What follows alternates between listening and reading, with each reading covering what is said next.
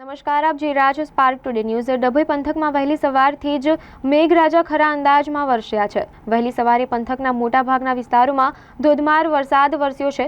Road રસ્તા પર પાણી થયા છે અને ડભોઈ નગરના ટાવર, ઝારોલા વાગા, જૈન વાગા, લાલ બજાર, મહુડી ભાગોળ, લાઠી બજાર સહિત અનેક વિસ્તારમાં વરસાદી માહોલ જોવા મળ્યો છે।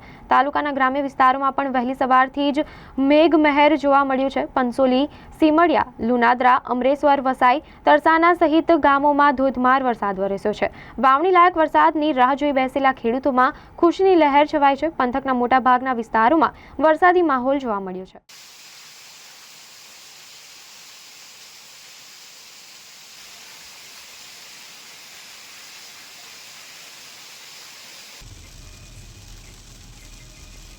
એવું લાગે છે ને